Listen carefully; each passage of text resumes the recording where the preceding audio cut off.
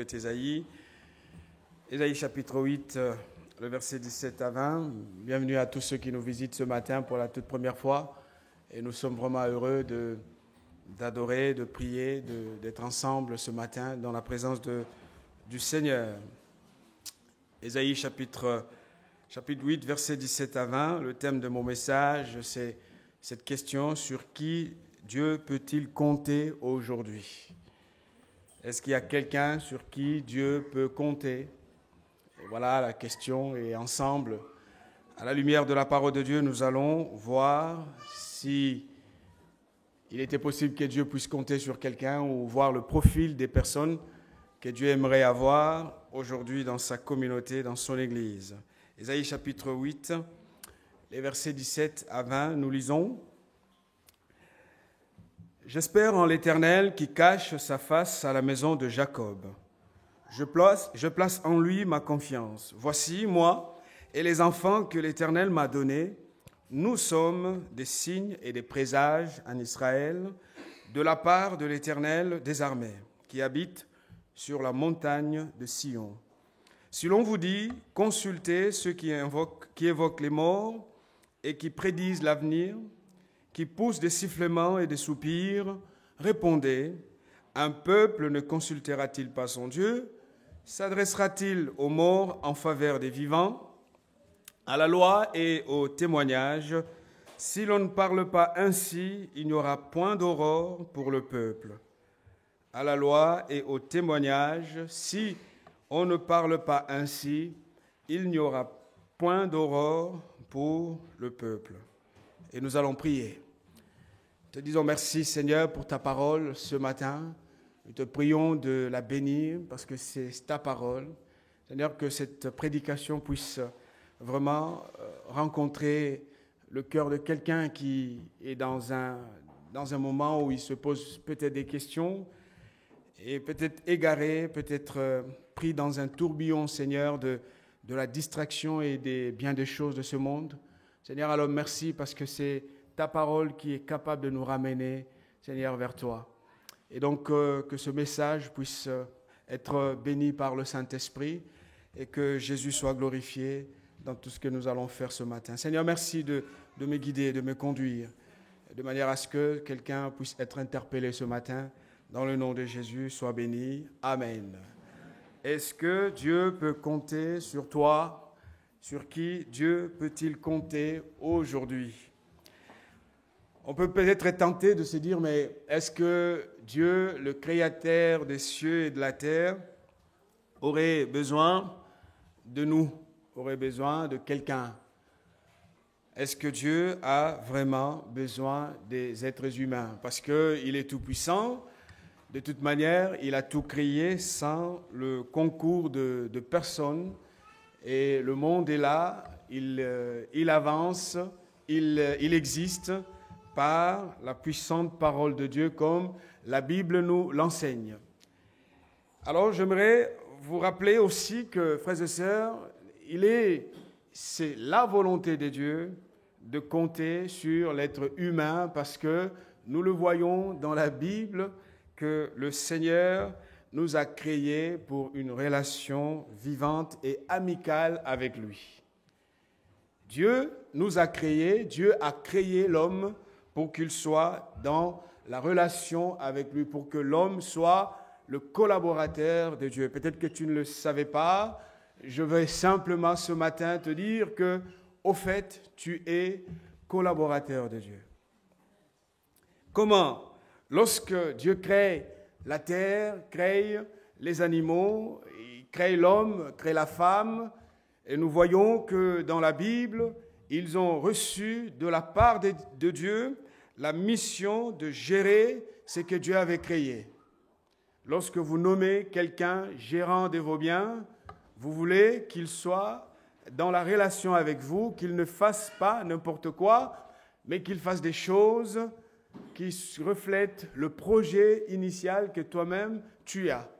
Et donc, voilà ce que Dieu a voulu en créant l'homme et la femme, lorsqu'il dit à Adam et Ève, vous allez administrer. Le mot dominer, ce n'est pas dominer pour écraser, mais vous allez administrer, vous allez gérer ce que j'ai créé. Et lorsque nous lisons la parole de Dieu dans le livre du prophète Ézéchiel, au chapitre 22, verset 30, on apprend que Dieu lui-même parle par le prophète en disant « Je cherche parmi eux un homme qui élève un mur qui se tienne à la brèche devant moi en faveur du pays, afin que je ne le détruise pas, mais je n'en trouve point. » On voit clairement que Dieu a besoin de l'homme. Dis à ton voisin, Dieu a besoin de toi.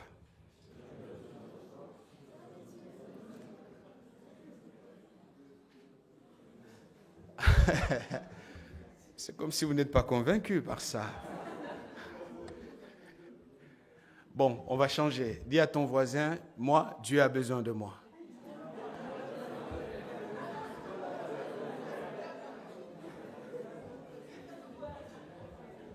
Amen. Dieu a besoin de toi. Dieu a besoin de toi parce que tu es créé pour participer à des œuvres bonnes que Dieu a préparées d'avance. L'apôtre Paul le dit. Tu es collaborateur de Dieu. Il y a des choses que Dieu veut faire et il veut le faire avec toi. Il ne veut pas les faire tout seul. Il ne veut pas les faire avec des animaux. Il ne veut pas les faire avec d'autres êtres de la création, mais il veut que l'homme, toi, tu sois participant de ses œuvres bonnes. Pourquoi je dis cela, frères et sœurs, ce matin? C'est parce que l'Église d'aujourd'hui est en souffrance. L'Église d'aujourd'hui souffre parce qu'il y a en place, l'Église met en place une vision totalement humaine. Nous sommes pris dans un tourbillon des lois des hommes. Et on le sait très bien, les lois des hommes n'aident pas à la construction du royaume de Dieu. Nous sommes dans un monde qui verrouille toutes choses. Et pourtant, Dieu veut qu'il y ait une révolution, une vraie révolution. Cette révolution qui sera apportée, conduite, dirigée par le peuple, la communauté des rachetés, dont nous en faisons tous partie ce matin, nous qui sommes là. Les lois de ce monde font beaucoup de souffrance à l'Église du Seigneur, parce que l'Église d'aujourd'hui a besoin des enfants de Dieu. Le prophète dit, « Moi et les enfants que l'Éternel m'a donnés, nous sommes dans cette génération, nous servons de signes et de présages. » Et on le sait que le propre de la loi, c'est de faire des chrétiens des membres des associations. Et pourtant, ce qui importe pour Dieu, c'est que d'abord l'Église soit composée de ses enfants. Et donc, on le voit, je ne suis pas en train de proposer une anarchie, je suis en train simplement de plaider pour que les enfants de Dieu, nous puissions comprendre quel est notre appel, quelle est notre vocation en Christ. Et donc, il y a dans les lieux cultuels, dans les rassemblements des chrétiens, plus des membres d'associations que des enfants de Dieu. Un membre vient assurer un service minimum parce qu'il sait que de toute façon, j'adhère à cette association, je viens faire valoir mes droits, ce que l'on doit faire pour moi, mais tout ce qui reste, le travail et autre chose, il existe des personnes qui sont payées pour ce travail, ils sont payés pour cela, ils le feront de toute façon. Frères et sœurs, ça c'est la mentalité que Dieu ne veut pas voir dans son Église, parce que Dieu veut des enfants de Dieu. Je vais expliquer un peu plus bas. On verra la différence entre un enfant de Dieu et un membre lambda d'une association. Donc l'Église, certes, doit vivre dans le respect des lois de son pays, mais que ces lois ne puissent pas dicter la direction et la manière de faire, parce que nous risquons de fonder, de bâtir le royaume de Dieu avec des principes qui n'appartiennent pas au Seigneur.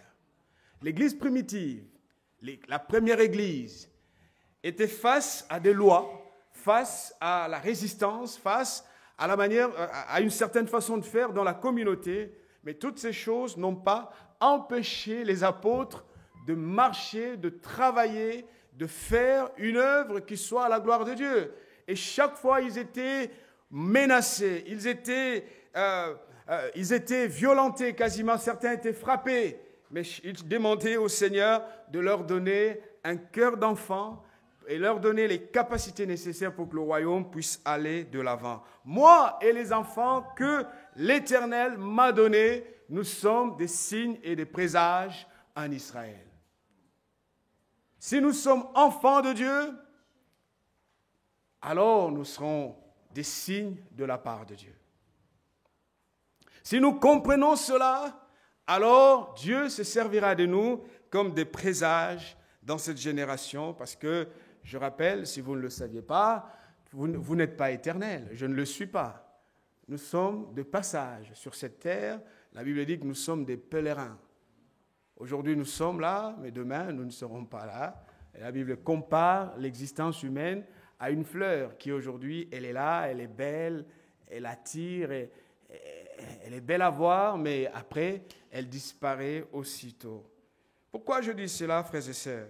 Parce que l'Église manque cruellement de véritables enfants de Dieu. Un enfant est différent de... Vous savez, votre enfant, il est à vous. Vous êtes à lui, en tant que parent, papa, maman, comme vous voulez.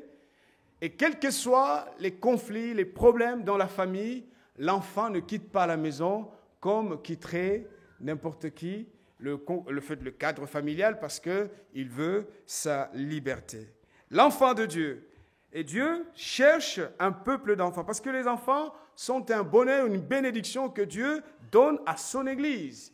Lorsque nous lisons le psaume 127, les versets 3 à 5, la Bible dit « Voici des fils sont un héritage de l'Éternel. Le fruit des entrailles est une récompense. Comme des flèches dans la main d'un guerrier, ainsi sont les fils de la jeunesse. Heureux l'homme qui en a rempli son carquois. Ils ne seront pas confus quand ils parleront avec des ennemis à la porte. » On sait très bien, lorsque quelqu'un a beaucoup d'enfants, et surtout lorsqu'il a des enfants costauds, vous allez réfléchir plusieurs fois avant d'aller le provoquer. Parce que vous savez qu'il a des gars et des gens bien musclés, ils ne laisseront pas faire que leur papa soit humilié, ridiculisé d'une manière ou d'une autre par une personne quelconque. Ils sont prêts à défendre, à prendre la défense de leur papa. Le problème de l'Église d'aujourd'hui, Dieu manque des enfants qui sont capables de défendre sa cause. Dieu manque des enfants qui veulent incarner, ici même, là où nous sommes placés, une révélation, une manifestation, une expression visible de sa puissance dans ce monde. Vous savez, ce que Dieu fait, il le commence souvent lentement, mais il le fait sûrement. Moi, je crois que Dieu est en train de préparer une armée d'enfants consacrés et capables de révolutionner leur génération. Le prophète dit, moi et les enfants que l'Éternel m'a donnés, nous sommes des signes et des prodiges. Vous savez, lorsque Élie va faire sa prière pour que la pluie retombe en Israël, il va envoyer son serviteur, et le serviteur, écoutez cet échange entre le prophète et son serviteur. 1 Roi chapitre 18, versets 43 à 46. J'aimerais simplement vous dire que ce n'est pas parce que ce que Dieu fait est faible que cela ne deviendra pas une œuvre puissante entre ses mains. Cette parole de Dieu dans le livre de prophète, j'oublie le nom de ce prophète, mais la parole de Dieu qui dit « Ne négligeons pas les faibles commencements » parce qu'il y a des commencements qui sont faibles, mais progressivement, Dieu les fait grandir. 1 Roi chapitre 18. Et il dit à son serviteur, monte, regarde du côté de la mer. Le serviteur monta et il regarda et dit, il n'y a rien. Élie lui dit 7 fois, retourne. Alors ici, nous avons un un résumé. Hein? Imaginez que la première fois, Élie prie, qu'est-ce qu'il est en train de dire? Seigneur, envoie la pluie. Et il envoie son serviteur. Son serviteur monte sur la montagne. La première fois, Élie lui dit, qu'est-ce que tu vois? Le serviteur lui dit, il n'y a rien.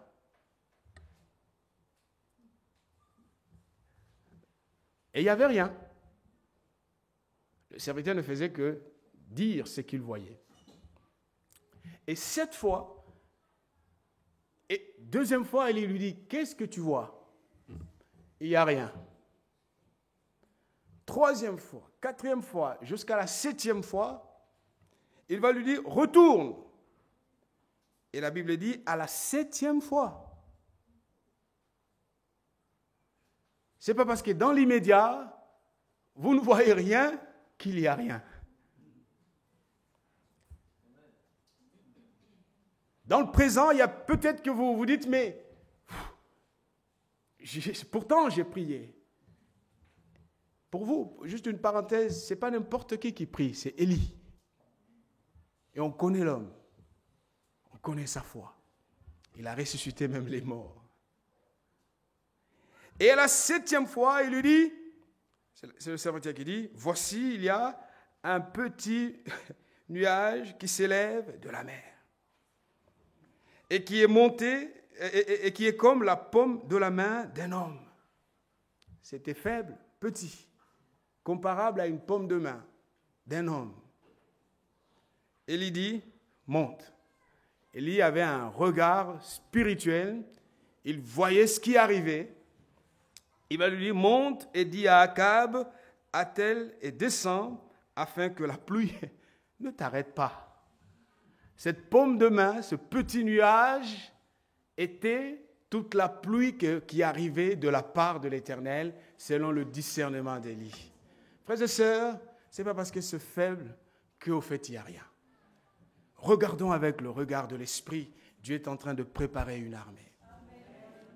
Dieu est en train de préparer une équipe, une armée puissante qui va se lever, prendre place, être établie là où nous sommes pour que le royaume de Dieu soit composé des véritables enfants de Dieu.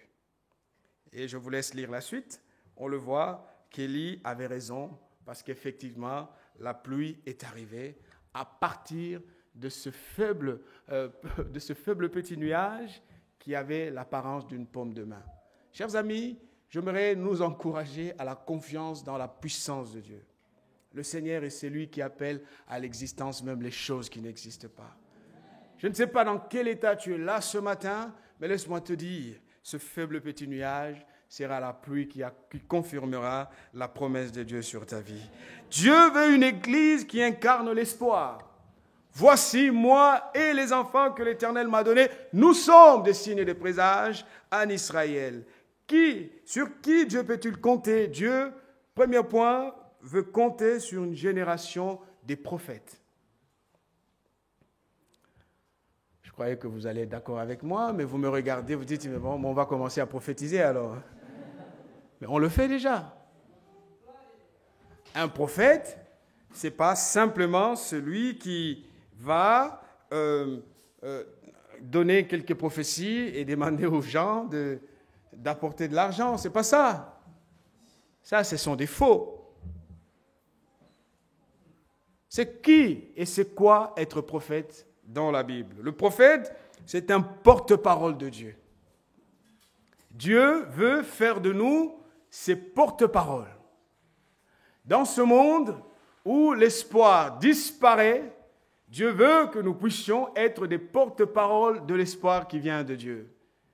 Dieu veut que quand on nous voit vivre, quand on nous entend parler, rien que notre présence soit l'image, l'incarnation même de l'existence du royaume de Dieu ici et maintenant. Amen. Moi et les enfants que l'Éternel m'a donnés, nous sommes des signes et des présages en Israël. Un prophète, c'est celui à qui Dieu a donné un fardeau, Dieu a donné une mission, quelque chose pour cette génération. Si Dieu est pour nous un père, quel est le fardeau que j'ai sur mon cœur pour son royaume? Quelle est la parole que Dieu m'a donnée pour ceux de ma génération? Viendrai-je dans l'église comme j'arrive dans une association quelconque ou j'arrive dans la maison de Dieu en tant qu'enfant de Dieu? Un enfant qui voit quelque chose qui salit la maison de son père, il ne permettra pas que cette chose reste là depuis longtemps, à moins qu'il soit paresseux, bien sûr. Quand il voit, il agit parce qu'il sait que le patrimoine de son père, c'est aussi le sien.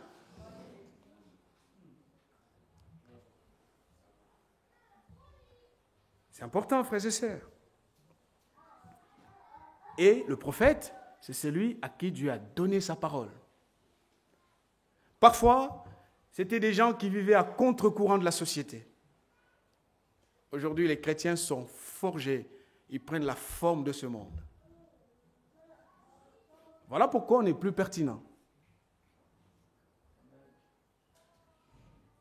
Élie, Élisée, Jean-Baptiste, on le reconnaissait par son apparence. Michée, dont le roi voulait qu'il dise des belles choses, des choses agréables à l'oreille, mais il est resté jusqu'au bout fidèle à la parole de Dieu. Frères et sœurs, sommes-nous en train de marcher dans le courant de ce monde ou à contre-courant? Le prophète n'allait pas dans la direction de tout le monde, il était là pour réveiller les consciences. Jérémie va dire un jour, au chapitre 20, verset 7, pour décrire sa mission, son travail de prophète et les contraintes qui étaient liées à cette tâche d'être prophète de l'Éternel. Il dit, Jérémie, tu m'as persuadé, Éternel, et je me suis laissé persuader. Tu m'as saisi et tu m'as vaincu. Je suis chaque jour objet de raillerie. Tout le monde se moque de moi, car toutes les fois que je parle, il faut que je crie.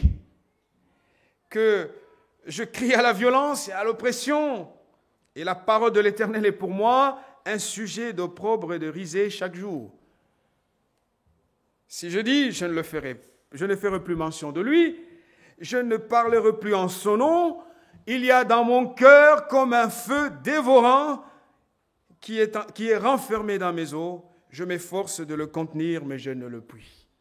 Vous savez, lorsque vous êtes un porte-parole de Dieu, vous ne pouvez pas rester tranquille. Il y a le feu de l'Esprit qui brûle en vous. Il y a la parole de Dieu qui monte contre votre gré. Et parfois, lorsque vous êtes dans la révolte, enfermé à la maison, fâché parce que vous avez l'impression que rien ne change, Dieu ne vous entend plus, mais vous ne comprenez pas quelque chose qui vous saisit et qui vous conduit dans la maison de Dieu. Oui, comme le prophète, il dit, j'aimerais ne pas le faire, mais je suis incapable de ne pas y arriver. Dieu, tu m'as saisi. Nous avons été saisis par Dieu. Et nous avons été convaincus par lui. Et le prophète utilise même le mot « tu m'as vaincu ». Vous savez, tel que nous sommes assis là, nous sommes des hommes et des femmes que Dieu a vaincus. Si ce n'est pas encore le cas, posons-nous la question. Amen. Incarnons la parole de Dieu là où nous sommes. Parce que nous sommes ses porte-paroles. Et donc, la joie du prophète Ésaïe, c'est qu'il avait une équipe gagnante. Une équipe composée de lui, le prophète, mais aussi des enfants et les enfants que Dieu lui a donnés. Et vous le savez très bien, notre génération a besoin d'entendre une voix prophétique de la part du Seigneur. Une voix qui rappelle, qui interpelle cette génération. Une voix qui relève le défi contemporain de notre monde contemporain. Et pour Ésaïe, il avait cette chance, je dirais, ce discernement, cette grâce de la part de Dieu. Voilà pourquoi, en son temps, cette génération était décidée de parler de la part du Seigneur. Ésaïe prêchait ce message et il a compris, effectivement, lui et sa génération, les enfants que Dieu lui a donnés, que la lumière éternelle se trouve entre les mains du Seigneur. Ce n'est pas dans l'égarement, dans la désobéissance et dans le désespoir, comme c'était le cas à son époque où les gens commençaient à aller entendre ceux qui font des sifflements, les spirites qui prédisaient de l'avenir, les gens qui faisaient de toute espèce consultations et vous savez, même des chrétiens, il y en a qui croient encore à des horoscopes, qui ne savent pas, ils veulent apprendre l'avenir. Vous vous compromettez, vous êtes en train de remplir vos vies de puissances démoniaques. Moi, les enfants que l'Éternel m'a donnés, nous sommes des signes et des prodiges. Et ça a été pour lui un bonheur, chose que beaucoup d'églises n'ont pas. Parce que les enfants, Dieu donne des enfants comme des dons, parce qu'un enfant qui est sage, et oui, des enfants sages sont rares dans les églises. Et les églises sont remplies des mercenaires, sont remplies des gens qui viennent que pour un service, et après, quand les choses tardent et traînent, ils prennent la porte et ils s'en vont. Un jour, Jésus va poser la question aux apôtres, mais tout le monde est parti, vous savez, parce qu'au fait, Jésus a refusé de faire des miracles, de nourrir la foule. Il voulait qu'il fasse un miracle, la multiplication des pains et des poissons, c'est ce qu'il voulait. Jésus a dit aujourd'hui, non, aujourd'hui vous allez manger mon corps et vous allez boire mon sang. Ils se sont dit, mais là, il y a un problème. Peut-être qu'ils ont déjà vu à l'époque des gourous, des gens sortir de partout. Vous savez, c'est pas parce que les gens suivent qu'ils croient. Hein? Et toute la foule est partie ce jour-là. Jésus n'a pas dit, mais bon, je voudrais que vous restiez. Il n'était pas là en train de faire de travailler pour des chiffres. Hein? Il s'est retourné vers les apôtres et dit, mais vous, qu'est-ce que vous attendez? Pourquoi ne partez-vous pas avec les autres, comme les autres? Et Pierre, le frère Pierre, l'excellent frère Pierre, va dire au Seigneur, à qui d'autre irions-nous? Il dit, toi, tu as les paroles de la vie éternelle. Pierre n'a pas dit, tu sais, toi, tu fais des miracles. Au moins avec toi, j'ai fait des expériences sensationnelles. J'ai marché sur l'eau un jour. Hein? Au moins, ce jour-là, quand on était en train de prier, tu brillais, il y avait une lumière. Et tu te souviens, je t'avais proposé même qu'on fasse 3 tentes, une pour toi, une pour... Non. Pierre a dit, tu as les paroles de la vie éternelle. Frères et sœurs, soyons des enfants de parole, des enfants qui aiment la parole de Dieu. Les enfants qui mangeons cette parole, elle est la seule capable de nous donner les racines nécessaires dont nous avons besoin pour notre croissance avec Dieu. Signe et prodige, pourquoi? Parce que le signe de Dieu, dans cette génération, c'est le mode de communication que Dieu veut utiliser pour réveiller les consciences. Vous savez, Jean-Baptiste n'a peut-être pas été suivi par tout le monde, mais le roi connaissait qui il était. Et le roi avait peur de lui, avait le respect de cet homme, parce qu'il était pour le roi le signe de la part de Dieu. Nous voulons toucher les gens pour le Seigneur, mais si nous faisons comme ces gens-là, qu'est-ce qu'ils verront de distinct, de différent par rapport au message que nous leur apportons? Alléluia. C'est important. Philippe avait peur de Jean-Baptiste. Il avait le respect de sa personne. Cette génération a besoin de se dresser comme le drapeau du royaume de Dieu dans ce monde. Et si nous ne le sommes pas, je vais simplement dire que toi et moi, nous sommes l'expression de la présence de Dieu dans ce monde. Le monde qui ne connaît pas Dieu, les gens qui sont sans espoir, verront Dieu par notre façon de vivre et d'être, alors ils reconnaîtront que le Seigneur est là. Jésus était une parole qui prêchait ce que sa vie disait. C'est important parce que Dieu a une génération. Un jour, le prophète Élie était en train de murmurer, il se disait, mais il n'y a plus rien, je suis le seul resté fidèle, et je suis fatigué. Hein? Paul le dit, c'est le passage d'Un Roi 19 aussi. Mais on va lire le texte, comment Paul le présente dans Romains chapitre 11, versets 3 à 5. « Seigneur, ils ont tué tes prophètes, ils ont renversé tes autels, Je suis resté, moi, seul, et il cherche à m'ôter la vie. Mais quelle réponse Dieu lui fait-il? Je me suis réservé 7000 hommes qui n'ont point fléchi le genou devant Baal. De même aussi, dans le temps présent, il y a un reste, c'est l'élection de la grâce de Dieu. Corruption, les autels sont renversés, l'idolâtrie, avec toutes les lois et les choses que nous connaissons dans ce monde, Dieu veut voir se lever cette armée qu'il a mise à part pour la gloire de son nom, et j'espère bien que nous en faisons partie. Voilà sur qui Dieu peut-il compter sur une génération des prophètes. Pas pour prophétiser, voir les choses qui arrivent, mais être des porte-paroles de Dieu là où nous sommes. Dire la parole de Dieu, vivre la parole de Dieu. Deuxième point, Dieu compte sur une génération qui incarne les valeurs du royaume. Vous savez, nous sommes là pour incarner l'avenir. Et c'est cette génération que Dieu donne. Les enfants, moi et les enfants que l'Éternel m'a donnés, nous sommes des signes, nous servons de signes et de présages en Israël parce que c'était des temps sombres. Et cette génération de prophètes dit, revenons à la loi, revenons au témoignage, revenons dans le bon chemin pour que le peuple ne soit pas corrompu, parce qu'au final, il finira par se détourner de Dieu et maudire son Dieu. Parce que si personne ne parle, il n'y aura pas de lumière dans cette génération. Frères et sœurs, est-ce que nous parlons encore de Dieu? Est-ce que nous parlons encore de lui? Est-ce que nous incarnons l'avenir? Et si nous ne le faisons pas, nous sommes en tort. Rachel a compris ce principe dans Genèse 30. Qu'est-ce que Rachel va dire? Elle va prier, crier en pleurant. Elle dit, Genèse 30, verset 1, lorsque Rachel vit qu'elle ne donnait point d'enfant à Jacob, elle porta envie à sa sœur. Et elle dit à Jacob, donne-moi des enfants ou je meurs. S'il n'y a pas d'enfants, on meurt.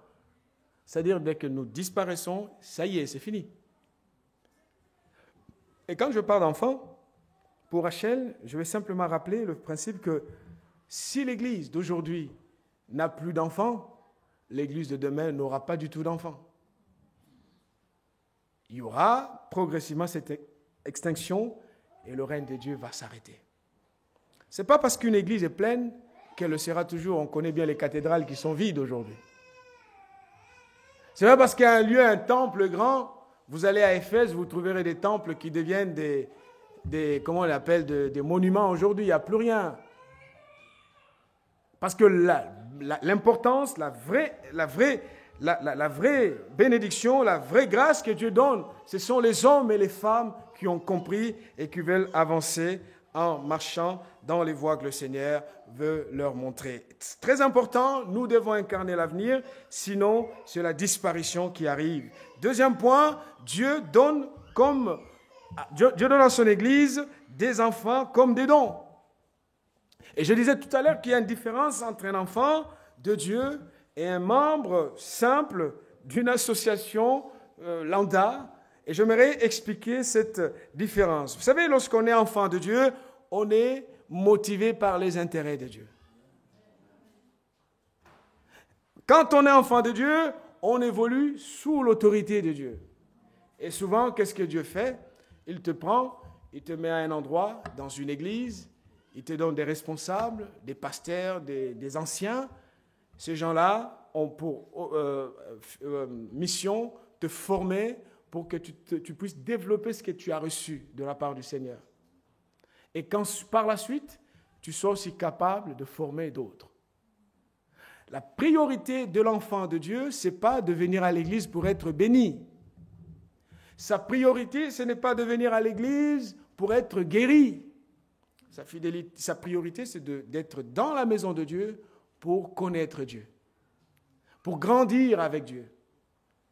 Et c'est par là que Dieu commence. Dieu nous fortifie, Dieu nous qualifie, parce que ce qui distingue l'enfant de celui qui ne l'est pas, c'est le désir d'être utilisé par le Seigneur pour qu'à notre tour, nous puissions prolonger la mission que le Seigneur a confiée. C'est pour cela que le prophète dit, moi et les enfants que tu m'as donnés, nous sommes des signes et des présages, nous vivons et nous existons pour que ceux que nous voient vivre et exister reconnaissent qu'il y a en Israël un Dieu fidèle et nous n'avons pas besoin d'aller après les idoles. Frères et sœurs, le membre ordinaire, quant à lui, n'a pas la vision du royaume de Dieu. Il n'y a pas chez lui cette vision. Il ne cherche à rien partager. Il arrive, il fait l'acte de présence et il s'en va. Pour lui, si on se sert, en fait, on est à son service, ça c'est tout à fait normal. Quant à parler de Dieu, à prolonger la mission du Seigneur, ce n'est pas sa préoccupation. C'est pour cela que nous devons être vigilants, nous devons nous poser la question, comment je me vois dans une église en tant que membre ou en tant qu'enfant de Dieu? Et si nous répondons à cette question, nous verrons que l'église d'aujourd'hui sera pertinente. On sera comme à l'époque de Paul, à l'époque de Philippe, à l'époque des apôtres, peu importe les circonstances, quels que soient les combats, ils ne reculaient pas parce qu'ils savaient que Dieu était avec eux. Ils marchaient, ils avançaient, et quand, en partant, Philippe s'est enfui à la persécution à Jérusalem, qu'il arrive en Samarie, il aurait pu dire, mais je ne veux plus prolonger cette histoire qui nous a causé de problèmes dans la ville de Jérusalem, je me tais, mieux je serai. Non, il a parlé du Seigneur, et les miracles ont eu lieu, des cœurs se sont tournés vers le Seigneur, des vies ont été sauvées, et le Seigneur s'est manifesté. Un jour, Marie et Joseph cherchent Jésus, parce que de leur point de vue, c'est leur enfant, il est jeune et il faut qu'on s'en occupe. Et la Bible nous dit qu'ils vont finir difficilement, mais ils vont finir par retrouver Jésus qui était occupé à parler de Dieu avec des gens plus grands que lui, des messieurs d'un certain âge. Et écoutez la réponse. Il va dire à ses parents en disant que « Pourquoi me cherchez-vous » Ne saviez-vous pas qu'il faut que je m'occupe des affaires de mon Père? Voilà l'attitude d'un enfant. Son désir, sa volonté, c'était de s'occuper des affaires de son Père.